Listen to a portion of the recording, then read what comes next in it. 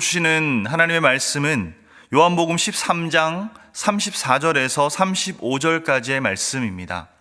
요한복음 13장 34절에서 35절까지의 말씀, 제가 대표로 봉독하도록 하겠습니다. 34절, 35절 읽겠습니다. 새 계명을 너희에게 주노니 서로 사랑하라. 내가 너희를 사랑한 것 같이 너희도 서로 사랑하라. 너희가 서로 사랑하면 이로써 모든 사람이 너희가 내 제자인 줄 알리라. 아멘. 오늘은 서로 사랑하라라는 말씀의 제목으로 함께 은혜를 나누려고 합니다. 여행을 다니다 보면 랜드마크라는 것이 있습니다. 그곳의 가장 대표적인 상징적인 곳이죠. 뉴욕하면 자유의 여신상이 떠오를 것 같습니다. 프랑스 파리를 생각하면 에펠탑이, 브라질을 생각하면 아마존 밀림이 생각나죠. 여행지의 랜드마크가 있다면 사람에게는 어떻습니까? 우리 주위에 있는 사람들을 한번 떠올려 보시겠습니까? 친구나 가족, 직장의 동료들, 그들에게서 떠오르는 어떤 대표적인 느낌, 생각 또는 이미지가 무엇입니까? 그리고 또 반대로 사람들이 나를 생각하면 어떤 이미지를 떠올릴까요? 저와 여러분들은 좋은 느낌을 주는 사람들이었으면 좋겠습니다. 사실 여행지의 랜드마크처럼 그리스도인을 생각하면 떠오르는 것이 바로 이 사랑이어야 하지 않을까 싶습니다. 하나님께서 주신 여러 계명들이 있지만 이 모든 계명을 다 모으면 사랑이라는 단어로 압축되지 않습니까? 요한일서 3장 23절은 이렇게 이야기합니다. 그의 계명은 이것이니 곧 그 아들 예수 그리스도의 이름을 믿고 그가 우리에게 주신 계명대로 서로 사랑할 것이니라. 아멘. 하나님이 우리에게 주신 계명을 이 두 가지로 요약할 수 있다는 것입니다. 예수님을 믿는 것과 우리가 서로 사랑하는 것이라고 말씀합니다. 여러분, 예수 그리스도의 이름을 믿으십니까? 하나님의 계명의 절반 정도를 지키시고 계신 것 같습니다. 이제 우리에게 남은 것은 서로 사랑하며 살아가는 것입니다. 사랑하라는 것, 그리스도인이라면 왜 모르겠습니까? 아니, 꼭 그리스도인이 아니어도 사랑하며 사는 삶이 중요하다는 것을 모두 다 잘 압니다. 하지만 우리가 그리스도인이라면, 하나님의 사람들이라면 서로 사랑하라는 이 주님의 말씀은 언제나 우리 마음에 깊은 울림을 주어야 합니다. 여러분, 서로 사랑하라는 말씀이 여러분들에게는 얼마나 의미 있게 느껴지십니까? 그렇다면 우리에게는 우리가 도대체 어떻게 사랑해야 하는지에 대한 답변이 필요할 것 같습니다. 우리에게는 가정에서 부모님께 배운 사랑하는 방식이 있고요. 어려서부터 크면서 학교에서, 사회에 나와서 여러 다양한 사랑하는 방법들을 배웁니다. 또한 미디어의 영향이 요즘 얼마나 큰지는 말할 필요도 없겠죠. 하지만 때론, 아니 어쩌면 많은 경우 우리가 살면서 습득하는 이런 사랑의 방식들이 건강하지 못할 때가 많은 것 같습니다. 오히려 우리의 내면을 파괴하고 우리의 삶을 더 메마르게 할 때가 있는 것 같습니다. 그럴 땐 부모님의 사랑, 가까운 사람의 이기적인 사랑, 미디어가 가르쳐주는 그저 자극적이기만 한 사랑, 그런 사랑의 방식들이 우리를 오랜 시간 옭아매며 힘들게 하기도 합니다. 결국 우리는 진정한 사랑의 주인이신 분께 사랑의 방식을 배워야 합니다. 진정한 사랑의 주인이 누구십니까? 여러분들 화면에는 보이지 않지만 God is love, 하나님은 사랑이시라. 바로 사랑이신 하나님에게서 이 사랑을 제대로 배워야 합니다. 오늘 본문은 그런 의미에서 참 중요한 말씀을 전하고 있습니다. 우리 함께 본문 34절을 한 번 더 읽어 보실까요? 새 계명을 너희에게 주노니 서로 사랑하라. 내가 너희를 사랑한 것 같이 너희도 서로 사랑하라. 아멘. 예수님께서 제자들에게 사랑하라 하시면서 어떻게 사랑해야 하는지 사랑의 방법을 알려주고 계시죠. 어떻게 사랑하는 것입니까? 바로 예수님께서 우리를 사랑하신 것 같이 우리도 서로 사랑하라고 말씀하십니다. 하나님께서 우리에게 가르쳐 주신 사랑의 방법, 그것은 결국 예수님께서 우리를 사랑하신 것처럼 사랑하는 것입니다. 이 대목에서 살짝 힘이 빠질 수도 있을 것 같습니다. 마치 이건 우리에게 세계에서 제일 높은 에베레스트 산을 오르라는 것 같이 들리기도 합니다. 이제 겨우 걸음마를 뗀 아이에게 42.195km의 마라톤을 뛰라는 것 같이 들릴 수도 있을 것 같습니다. 왜 하나님께서는 이런 말씀, 어쩌면 우리에게 참으로 힘든 말씀을 주셨을까요? 그저 그림의 떡인 불가능한 것을 요구하시는 것일까요? 우리 이 말씀을 좀 더 세밀하게 살펴보며 예수님을 닮은 사랑에 대해 함께 배우며 나누어 보도록 하겠습니다. 예수님이 우리를 사랑하신 것처럼 우리도 서로 사랑하기 위해 우리에게 필요한 첫 번째가 있습니다. 맨 처음 가장 먼저 선행되어야 하는 것이 있지요. 그것은 바로 예수님의 사랑을 묵상하는 것입니다. 성경 전체는 우리 주님이, 우리 하나님이 우리를 얼마나 사랑하는지에 대한 기록이라고 할 수 있습니다. 성경은 단언코 예수님이 우리를 사랑하신다고 분명하게 선언하고 있지요. 하지만 문제는 우리가 그 사랑을 느끼지 못할 때가 있다는 것입니다. 그래서 우리에게 필요한 것이 바로 이 묵상입니다. 예수님이 어떻게 우리를 사랑하셨는지, 우리를 어떻게 사랑하시는지 성경을 통해 생각해 보는 것입니다. 제가 아내와 함께 가끔 보는 프로그램이 있습니다. 아이들 때문에 어려움을 겪는 부모님들이 나와서요, 이 가정의 영상을 찍어서 전문가들과 함께 보고 이 전문가이신 박사님과 함께 해결 방법을 찾아가는 프로그램입니다. 아마 여러분들도 이 프로그램을 보시는 분들이 꽤 계실 것 같은데요. 저희 부부도 애들을 좀 더 잘 키울 수 있는 방법들을 배우기 위해 이 프로그램을 종종 보곤 합니다. 그런데 참 정말 수많은 문제들을 가진 가정들이 나옵니다. 집 밖을 나가면 다른 사람들과 소통을 전혀 못하는 아이가 있고요. 험한 욕을 입에 매일 달고 사는 아이들이 있습니다. 엄마를 때리는 아이들까지 있죠. 그런데 이 프로그램을 보면 매번 비슷한 일이 반복되는 것 같습니다. 처음에는 늘 아이의 문제로 시작하는데 결국 온전히 사랑하지 못하는 부모님의 그릇된 사랑 때문에 아이의 문제가 시작되었고, 그래서 부모님이 사랑하는 방식을 변화하면 그럼 아이도 변한다는 것이었습니다. 한 번은 정말 저런 애도 어떻게 회복될 수 있을까 싶은 그런 아이들도 있었는데요. 그런 애들도 참 사랑을 경험하니까 변화하더라고요. 정말로 이 사랑에 담겨 있는 파워가 얼마나 큰지를 느낄 수 있었습니다. 결국 이 프로그램이 하는 일은 부모님들이 자신들의 사랑하는 방식과 아이들이 이 사랑에 어떻게 반응하는지를 관찰할 수 있도록 돕습니다. 그리고 어떻게 사랑하는 것이 올바른 사랑의 방법인지를 차근차근 알려주죠. 관찰하고 그 관찰을 바탕으로 바르게 사랑하는 법을 배우는 것, 바로 이것이 우리 그리스도인들이 예수님처럼 사랑하기 위해 필요한 부분입니다. 우리 몸에 배인 그릇된 사랑의 방법이 아니라 사랑 그 자체이신 주님의 사랑법을 말씀을 통해 보고 묵상하고 배워가는 것입니다. 이번 팬데믹 기간에 많은 분들이 사랑하는 사람을 잃으셨습니다. 때론 그 사람을 잃고 난 후에야 얼마나 그를 사랑했는지, 얼마나 많이 사랑했는지를 뒤늦게 생각하며 후회할 때가 있는 것 같습니다. 더 많이 사랑할 걸 하고 후회를 하는 것이죠. 여러분, 주님의 사랑을 나중이 아니라 바로 지금 더욱더 묵상해 보십시오. 성경을 읽으면서 그냥 읽기 위해 읽는 것이 아니라 하나님이 얼마나 자기 백성을 사랑하셨는지, 예수님이 제자들을 얼마나 사랑하시는지를 보실 수 있기를 바랍니다. 왜냐하면 그 사랑이 바로 나를 향한 주님의 사랑이기 때문입니다. 그렇게 주님의 사랑을 더 묵상하고 더 발견하고 더 깊이 느끼면 느낄수록 우리도 주님을 닮은 사랑을 실천할 수 있는 힘을 얻게 될 줄 믿습니다.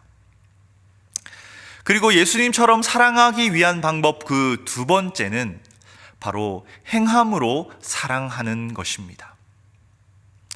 성경을 잘 살펴보면 예수님의 사랑의 방식에서 한 가지 특별한 점을 발견할 수 있습니다. 그것은 바로 주님은 늘 사랑을 감정이 아니라 행동으로 보여주셨다라는 것입니다. 오늘 본문 요한복음 13장은 그렇게 한 가지 사건을 시작하고 있는데요. 이 사건 여러분들도 참 잘 아시죠? 바로 예수님께서 제자들의 발을 씻어주신 사건입니다. 로마 군인들에게 잡혀가시기 전 마지막 저녁이었습니다. 이제 곧 예수님을 부인하고 뿔뿔이 흩어질 여전히 부족했던 제자들을 앞에 모아놓고 예수님께서는 이들의 한 명 한 명의 발을 씻어 주십니다. 예수님은 제자들을 향한 주님의 그 크신 사랑을 더러운 발을 씻겨주시는 행동을 통해 보여주셨던 것입니다. 그래서 요한복음 13장 13절에서 15절은 이렇게 이야기합니다. 너희가 나를 선생이라 또는 주라 하니 너희 말이 옳도다. 내가 그러하다. 내가 주와 또는 선생이 되어 너희 발을 씻었으니 너희도 서로 발을 씻어주는 것이 옳으니라. 내가 너희에게 행한 것 같이 너희도 행하게 하려 하여 본을 보였노라. 아멘. 스승이신 예수님께서 제자들의 발을 씻겨주는 행동을 통해 사랑을 보여주셨다면 이제 이 사랑을 받은 너희도 너희의 행동으로서 이 사랑을 실천하라는 것입니다. 예수님께서 보여주신 사랑은 단순히 생각과 감정에서 머무르지 않았습니다. 늘 그 사랑이 눈에 보여지고 체험되어질 수 있도록 행동으로 보여주셨죠. 배가 고픈 사람들을 불쌍히 여기신 예수님은 그들이 얼른 집으로 돌아가 끼니를 해결하도록 하신 것이 아니라 친히 떡 5개와 물고기 2마리로 그들을 먹이셨습니다. 많은 사람들에게 미움받던 삭개오를 사랑하신 예수님께서는 다른 사람들의 손가락질에도 불구하고 그의 집에 친히 방문하셔서 그와 함께 먹고 마시며 삭개오를 향한 깊은 사랑을 보여주셨습니다. 또한 우리가 잘 아는 로마서 5장 8절은 우리를 향하신 예수님의 사랑을 이렇게 확증하고 있습니다. 우리 한번 한 목소리로 읽어보실까요? 로마서 5장 8절 말씀입니다. 함께 읽겠습니다. 우리가 아직 죄인 되었을 때에 그리스도께서 우리를 위하여 죽으심으로 하나님께서 우리에 대한 자기의 사랑을 확증하셨느니라. 아멘. 죄인은 우리를 위해 십자가에서 죽으신 행동이 바로 우리를 향한 하나님의 사랑, 주님의 사랑의 결정체라는 것입니다. 그래서 기독교 작가 C.S. 루이스는 이런 말을 했습니다. 사랑은 감정의 상태가 아니라 의지의 상태이다. 한 번 더 제가 읽어보겠습니다. 사랑은 감정의 상태가 아니라 의지의 상태이다. 우리의 감정은 변화무쌍하고 있다가도 없어집니다. 하지만 진정한 사랑이라고 하는 것은 그렇게 잠시 있다 사라지는 불안정한 것이 아니라는 것이죠. 감정이 어떻게 흐르듯 사랑하는 사람을 아껴주고 도와주고 그 감정과는 맞지 않더라도 친절을 베풀고 서로에게 힘이 되어주는 것은 결국 우리의 의지가 작동해야 한다는 것입니다. 여러분 혹시 사랑하는 사람이 있으십니까? 아마 집에 또는 집 밖에도 우리가 사랑하는 사람들이 있으실 것 같은데요. 그 사람 때문에 마음이 상하고 섭섭할 때도 있죠. 하지만 진실한 사랑의 관계를 세워가기 위해서는 감정보다 의지로 사랑해야 합니다. 싸우고 나서 나도 좀 아직 응어리가 있고 화가 나지만 먼저 용서하고 마음을 풀어주고 좀 귀찮아도 상대방에게 필요한 도움의 손길을 건네고 그렇게 의지적으로 사랑을 실천하는 것이 바로 주님께서 우리에게 보여주신 사랑의 본인 것입니다. 여러분, 사랑은 감정이 아닙니다. 감정으로만 사랑한다면, 사랑의 감정이 느껴질 때만 사랑한다면 우리 주위에 사랑하는 사람이 얼마나 남게 될까요? 아마도 결국은 물을 움켜쥔 손처럼 모두 다 빠져나가 버릴 것입니다. 사랑은 의지적으로 행동으로 드러날 때 비로소 진짜 사랑의 열매가 맺어집니다. 예수님처럼 사랑하는 것은 결국 내가 할 수 있는 사랑의 행동들을 실제 삶에서 시도해 보는 것입니다. 물론 우리 중에는 기질이 본래부터 좀 냉정한 사람이 있습니다. 평생 무뚝뚝하게 자라신 분들도 계시죠. 하지만 우리는 의지적으로 우리의 냉정한 성품의 사이클, 무뚝뚝함의 사이클을 끊어내야만 합니다. 그리고 예수님을 닮은 사랑의 사이클로 우리의 일상을 뒤덮어 가야만 합니다. 나의 작은 사랑의 행동들이 쌓일 때, 나의 작은 사랑의 속삭임들이 쌓일 때 나와 내 주위에 있는 사람들 모두가 누릴 수 있는 그 유익은 결코 작지 않을 것입니다. 마지막으로 예수님처럼 사랑하기 위한 세 번째 방법은 바로 내게 맡겨주신 삶을 사랑하라는 것입니다. 주님께서 우리에게 주신 그 삶, 나에게 맡겨주신 삶을 사랑하라는 것입니다. 온전히 말이죠. 여러분, 한 가지 질문을 드려보겠습니다. 예수님이 우리를 사랑하시되 우리를 온전히 사랑하실까요? 아니면 한 부분, 어떤 부분만 사랑하실까요? 이런 찬양이 있습니다. 내 모습 이대로 사랑하시네, 연약한 그대로 사랑하시네. 우리가 더 잘하고 성숙하기를 주님은 기대하시지만, 그렇다고 우리의 모습 중 어떤 한 부분만 사랑하시고 어떤 부분은 미워하시는 것은 아닐 것입니다. 주님은 우리를 온전히 사랑하십니다. 주님은 우리를 사랑하시되 끝까지 사랑하십니다. 제자들을 향한 예수님의 사랑이 바로 이러하지 않았습니까? 요한복음 13장 1절 말씀은 이렇게 기록하고 있습니다. 유월절 전에 예수께서 자기가 세상을 떠나 아버지께로 돌아가실 때가 이른 줄 아시고 세상에 있는 자기 사람들을 사랑하시되 끝까지 사랑하시니라. 아멘. 예수님은 제자들을 사랑하시되 끝까지 사랑하셨습니다. 그들의 삶의 한 자락 한 자락까지 다 사랑하셨습니다. 그리고 제자들도 시간이 좀 걸리긴 했지만 자신들에게 맡겨주신 삶의 가치를 분명히 깨닫게 됩니다. 그래서 예수님의 제자로 사는 삶, 이 삶에 자신들의 인생을 모두 다 드리죠. 우리는 어떤 삶을 살고 있습니까? 이런저런 어려움도 있고 우리가 참으로 싫어하는 우리의 삶의 어떤 부분이 있을 수도 있겠죠. 반대로 만족스러운 부분, 소소한 행복을 느끼는 부분도 있을 것입니다. 하지만 결국 바로 지금 내 현재 이 모습이 주님께서 우리에게 맡겨주신 삶입니다. 주님께서 사랑하시고 아끼시고 자랑스럽게 여기시는 우리의 삶이 바로 지금 내가 살고 있는 이 삶이라는 것입니다. 사람들 중에는요, 마음의 상처가 깊어서 자신을 온전히 사랑하지 못하는 사람들이 있습니다. 아무리 좋은 것을 가져도, 아무리 의미 있는 일을 이루고 다른 사람들에게 칭찬을 받아도 그것을 온전히 받아 누리고 또 누리지 못하는 사람들이 있습니다. 그러면서도 끊임없이 누군가의 인정을 갈구하는 사람들이 있죠.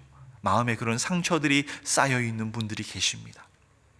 여러분, 그러나 우리가 기억해야 할 것이 있습니다.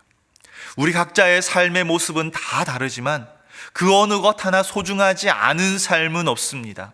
하나님의 눈에 우리는요, 모든 것을 다 걸고 모든 것을 다 내어줄 만큼 사랑하는 사람들입니다. 주님은 그 어떤 상황에서도 우리를 향한 그 사랑의 한 걸음도 물러서지 않으실 것입니다. 주님께서 그러하시듯 우리도 나 자신을 더 깊이 사랑할 수 있기를 바랍니다. 예수님을 믿는 그리스도인으로서의 삶을 사랑하십시오. 지금 내가 하고 있는 일과 나의 가정과 내게 주어진 여러 관계들, 주님께서 우리에게 맡겨주신 이 삶을 온전히 사랑하시길 바랍니다. 그렇게 나와 내 삶에 주어진 사람들과 모든 것들을 사랑하며 주님께서 맡겨주신 삶을 온전히 사랑하는 법을 배우고 실천해 보십시오. 바로 그것이 예수님께서 우리를 사랑하시듯 우리가 사랑하는 방법입니다. 2022년 한 해를 시작하시면서 여러분 어떤 계획을 세우셨습니까? 비즈니스적으로, 커리어적으로, 가정에 대해서 또 여러 가지 그런 부분에서 계획들을 세울 수 있겠죠. 그것에 더해서 우리 이 계획을 한번 세워보시면 어떨까 싶습니다. 더 사랑하며 살자. 주위에 있는 사람들과 더 깊이 사랑하며 한 해를 보내자. 주님의 사랑을 더 많이 묵상하고 깨닫고 또 그 사랑으로 다른 사람들을 사랑하는, 사랑을 실천하는 사람이 되자. 사랑과 미움은 복리로 커진다고 합니다. 세상에 많은 것들이 쓰면 쓸수록 닳아 없어지죠. 밥도 먹다 보면 먹으면 먹을수록 그릇이 점점 비워집니다. 하지만 미워하는 마음은요, 되뇌이면 되뇌일수록 더 커집니다. 그것은 사랑도 마찬가지입니다. 작은 사랑일지라도 사랑하면 사랑할수록, 친절을 베풀면 베풀수록 우리 안에 사랑의 마음은 복리로 점점 더 빠르게 자라납니다.